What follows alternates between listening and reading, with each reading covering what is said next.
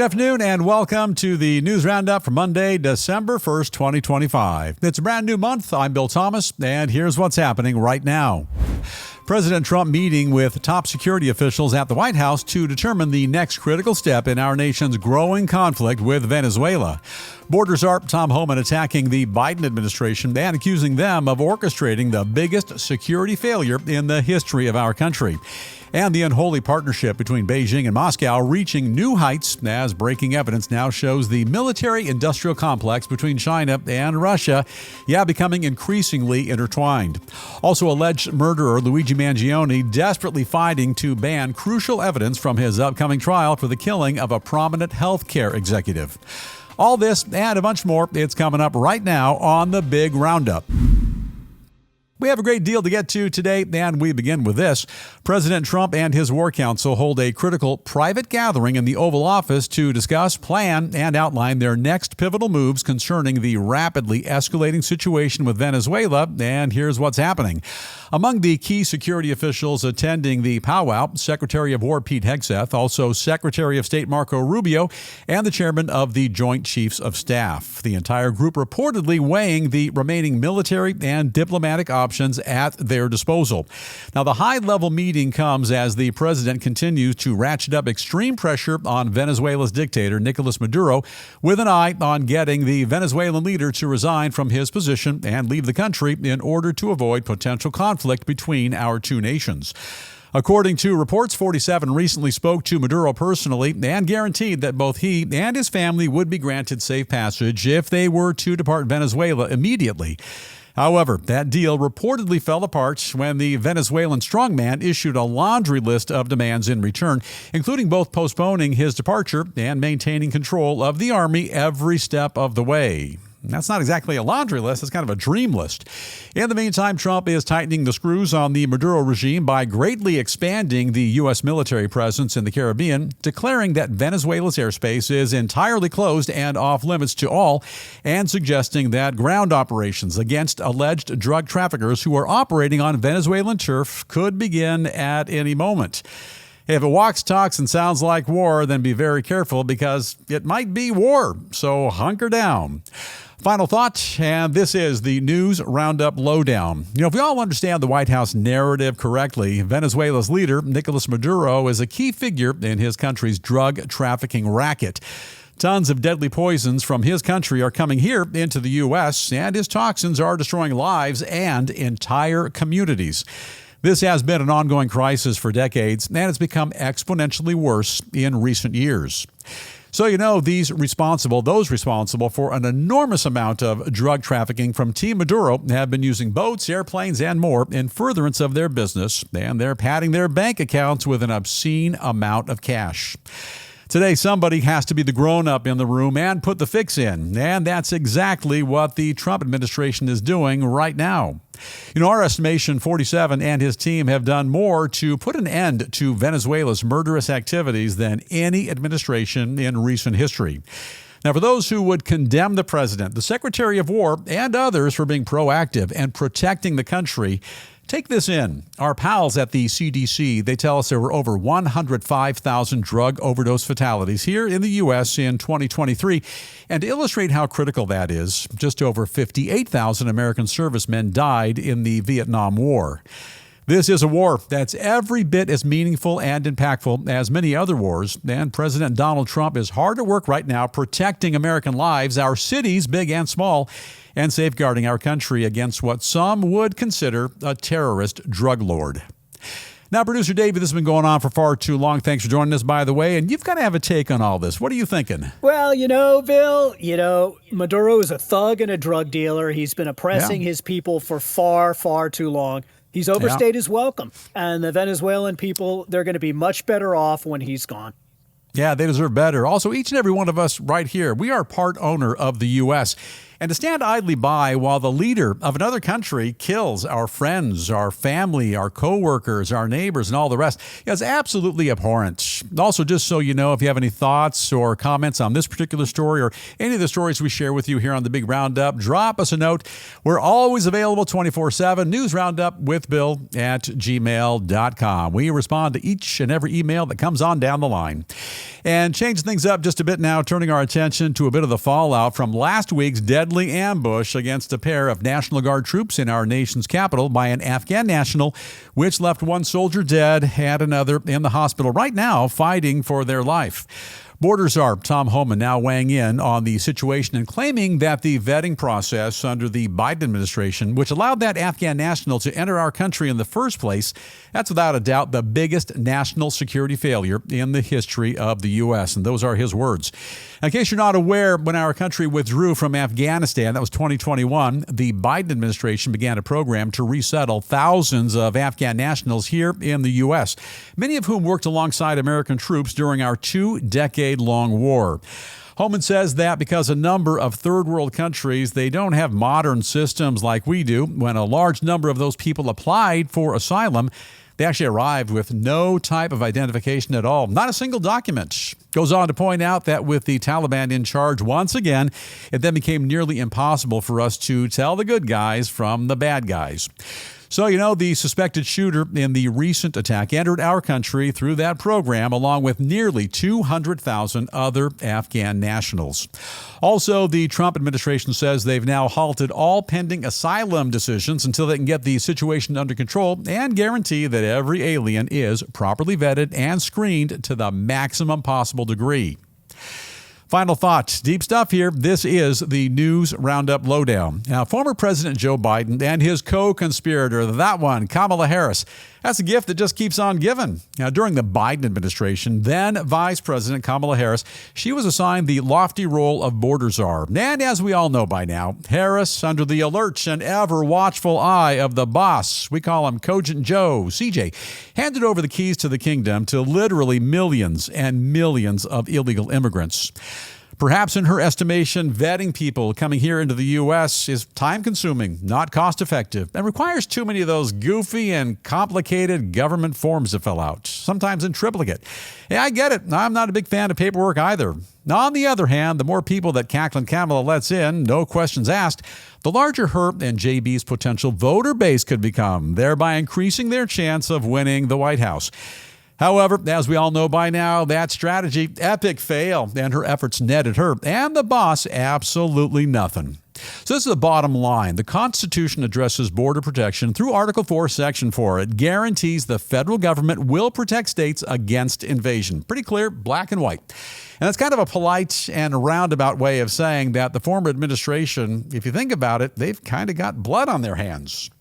This administration, the current one, on the other hand, being fully proactive in bringing an immediate stop to the invasion and taking our country back. But fixing the damage left behind by the previous crowd, that's going to be a long-term endeavor. Now, Producer Davey, I hope you don't think I'm being unfair to the former Pennsylvania Avenue crew, but this recent murder, it's got me up in arms, and I imagine you have something to add to that. Well, look, there's lots of really decent, hardworking people who are just looking to come here to have a better life, Bill. But sure, yeah. The Biden administration clearly had an open door policy at the border, which allowed far too many questionable people to come into the country. Yeah, and they chose the wrong person for border czar. I think we can all agree on that. And the Constitution, once again, it's clear. Protect the border. The Biden-Harris team, they threw the country under the bus, and they should be held criminally accountable. Accountable for everything that they've done and what we're left with right now, and what has transpired even most recently right there on the streets of Washington, D.C., and only blocks away from the White House. We're going to move along now and turn to the alarming and rapidly expanding military and economic partnership between a couple of our nation's foremost foreign adversaries. This is the perfect storm. According to a new report, China now taking an active role in helping Russia build drones, which are being used in the Ukraine war as the military-industrial complex between those two countries becomes increasingly interconnected. And that's something right now that should have all of us very deeply concerned. Really drink that in. Now, the report report reveals that the owner of a major Chinese drone parts supplier has just taken a large stake in one of Russia's leading drone companies, whose models they're widely used on the battlefield against Ukrainian forces. Great job, China. You are right now helping Russia's war efforts. It also claims that as soon as they discovered the secret military connection between those agencies, all records of that transaction had intentionally been obscured, removed, and hidden from sight. Yeah, look the other way. There's nothing to see here. And one drone expert says that when you analyze the progression of Russian drone technology, the growing military cooperation between Moscow and China, makes complete sense. He says that ever since they first began appearing on the battlefield in 2023, Russian drones have been undergoing constant upgrades to their electronics, as the result of a partnership with Beijing. And for their part, in typical fashion, the Chinese Communist regime, they're pretending to be completely clueless about the entire affair. Unfortunately, they're not very good actors. We see right through it. They claim that during the current war, they've never provided a single lethal weapon to either Russia or Ukraine, and that they have strict control and manage all of their civil military dual-use technologies. They sound pretty trustworthy to me. Meanwhile, Russia's leader Vladimir Putin has just signed a brand new decree allowing Chinese citizens visa-free access to his country for up to 30 days. That's mirroring a similar move which was recently made by Beijing for Russian citizens. Kind of a quid pro quo. And final thought, this is the News Roundup Lowdown. Now, the best way to look at both communist China and warmongering Russia is to view both nations as frenemies. We'll always be at odds with the CCP and the dapper leader of that happy pack, Xi Jinping, and that goofy haircut of his, as well as with warmonger Vladimir Putin. However, we all rely on one another for an incredible amount of trade. So, like they said in that little-known, low-budget mob movie, The Godfather, keep your friends close and your enemies closer. Now, here's where things get incredibly dicey. Russia and China appear to now be closer to one another than ever before. And when they pull North Korea, Iran, and possibly others into their orbit, we're now facing what appears to be an ever-expanding new world order. Watch what happens. But wait, there's more. Yeah, there's always more. Russia is still knee-deep into their nearly 4-year-long deadly war with Ukraine, and to keep the war machine thriving, China, they're now a key financial partner in one of Russia's drone organizations. Now, look, here at the News Roundup Ranch, we never candy coat anything, and we all know what those drones are being used for. So China is, in fact, providing cash, drone parts, and more to Russia, which makes them entirely complicit in the death and destruction of Ukrainian military personnel, civilians as well. And while President Xi claims he wants the war to come to an end, clearly he's the guy behind the curtain, and he is right now funding that war. Producer Davey, this is, in my mind, the biggest international scam ever invented. And the way I see it, China is actually guilty of enabling Russia's war. What say you, sir? Oh, come on, man. What more proof does anybody need? Okay, not only is China helping Russia build the drones, they're going out of their way to bury the evidence. Look, they're not neutral, okay? They never have been. They never will be. And we got to stop dealing with them as soon as possible. That's my take. Absolutely. Yeah, pure evil. And by the way, when this war is over, both Vladimir Putin, Vladimir the Conqueror, he'll be brought to trial by the International Criminal Court for war crimes. But think about it and take it a step further. Xi Jinping, he has to face similar charges as well. He's behind the whole thing right now. And now a couple of additional headlines we are keeping a very close watch on here in the News Roundup newsroom. And first up, in a bit of related news to our last story, the Kremlin says that just hours from right now, Russian President Vladimir Putin will meet with U.S. envoy Steve Witkoff in Moscow, all to discuss the Trump administration's peace plan for Ukraine. In the meantime, Ukrainian President Volodymyr Zelensky, he has just met in Paris with French President Emmanuel Macron to talk about the deal. And he says, in fact, good progress is right now being made. Moving along, the Food and Drug Administration, our pals at the FDA, reportedly preparing to change their vaccine approval process after linking the COVID-19 jab to the deaths of at least 10 children. Also in New York City, a critical hearing for accused healthcare CEO killer Luigi Mangione currently underway, and the defense team is arguing that a number of crucial pieces of evidence, they should actually be thrown out completely due to what they claim is unconstitutional police conduct. Charging ahead now to the world of business and a quick glance at a couple of stories which are kicking up quite a storm in finance, in commerce, and more. Yeah, we're watching every last detail. Leading things off, some great news for retailers. On Black Friday, American consumers spending an all-time high of, check this out, nearly $12 billion to make their purchases online. And that was during our nation's busiest shopping day of the year. Moving along, TV personality and jobs expert. That guy, Mike Rowe, that handsome devil, warns that while artificial intelligence, it's rapidly changing the white-collar labor market, it's not the biggest challenge we're facing. He says what our country is really up against right now is a rapidly declining American work ethic. That's resulting in a lack of skilled blue-collar tradesmen for jobs that require plumbers, welders, electricians, and a bunch more. You got to be willing to get your hands dirty. And ending the segment on a high note, the price of silver reaching an all-time record of nearly $58 an ounce. Meanwhile, in case you're wondering, the price of gold holding its own as well at just over $4,250 per ounce. And a quick gander now at a bit of rock and roll showbiz news, and we'll kick everything off with a very happy reunion. A trio of gray-haired clowns from that 1970s goofy sitcom Happy Days. They reunited at a fan convention in the Bay Area over the weekend, and they managed to squeeze in a classic group photo. I saw that photograph. You got Potsy, played by Anson Williams, Ralph Malph, Don Most, and the Fonz himself, Henry Winkler, all patting each other on the back, grinning for the camera, and leading to calls for a senior version of a Happy Days reunion. That would be grand. I think Marion Ross, by the way, is still with us. She played Mom, Mrs. C, on the big program. It's great to see Potsy, Ralph Malph, and the Fonz all hanging out together once again. But it would have been better if Richie, played by Ron Howard, if he would have been there as well. And also, we like to think of ourselves as mildly inclusive here at the Roundup Ranch, so Chachi should have been there, Spike as well. Spike was Fonzie's cousin in 4 episodes. And people always seem to leave out Chuck. That's Richie's older brother, Chuck. He was actually played by 3 different actors, and he was written out of the series pretty early on, but clearly, yeah, he should have been there as well. They were happy days indeed all those years ago, and so, you know, the theme song was written by Pratt and McLean. You're probably thinking about it right now in your mind, the Happy Days theme. These days are And speaking of movies, Hollywood superstar George Clooney apparently has an axe to grind with his good pal Brad Pitt. Apparently, when he was just starting out, Clooney lost out to Pitt for a career-launching role in Thelma and Louise, and the 64-year-old now admits that he resented his buddy for years before the two finally kind of buried the hatchet, and they became close personal pals. Now, it's easy to understand George Clooney. If we have a picture of George Clooney, please. Easy to understand George. That's not George Clooney. That's producer Davey. Davey and Georgie, they look a little bit alike. Take that down, put up the real George Clooney. Much better.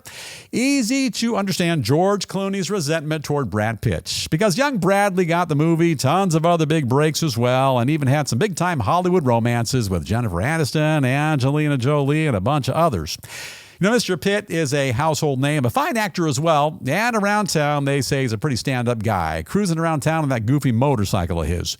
George Clooney, on the other hand, he didn't land the role, faded into obscurity, best as I can tell, and we never heard from him again. Good job, Brad. You put your buddy out of business. Turning now to the world of music and a leading producer who's confirming rumors about the violent temper of a piano-playing rock and roll legend. The producer admitting that when he's in the recording studio, the one and only Elton John gets so volatile and angry that he makes sure to stay out of his line of sight at all times. Get out the way. Also goes on to say it's all worth it, however, because the raging piano man is still magical after all these years. Yeah, Elton John, he's pushing 80, tons of success, all the big hits, touring the planet. You know, he's a zillionaire and did so many nighttime concerts over the years that Queen Elizabeth II hit him on the head with a nifty magic wand, and he was what they call knighted. And now they call him Sir Elton John. Actually, she did this to recognize his enormous contributions to music and charity work. And again, for all the night shows he did. He was knighted, Davey. Of course, in keeping with podcast laws and regulations, I am required to mention that the editor of this program, Pranav the Magnificent, is close personal friends with Elton John. Pranav, rock on. And now it is time for us to call it a wrap on the Monday edition of the Big News Roundup. But before we go, as we do each and every day right here on this program, we like to share with you what we think is a very notable quote. And these thought-provoking words come to us today from Robert Louis Stevenson, who said, "You can give without loving, but you can never love without giving." Stevenson was a legendary Scottish writer whose greatest works include the classics Treasure Island, Dr. Jekyll and Mr. Hyde, Kidnapped, and all the rest. And with that, it is time for us to bust on out. But before we go, don't forget the News Roundup motto. And it goes like this: ask not what your podcast can do for you. Ask what you can do for your podcasts. And we don't ask for much. All we ask you to do is hit that little subscribe button right over there. And that way, you'll never miss even a single episode of the Big News Roundup. And if you don't mind, it would help us out a great deal if you'd hit up a friend or a relative or a coworker, anybody you know or somebody you don't know.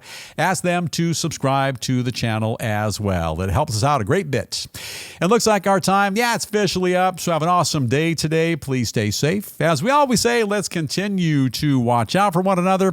And with that, we're going to fade to black. We're going to dim the lights, and we'll see you right back here tomorrow afternoon.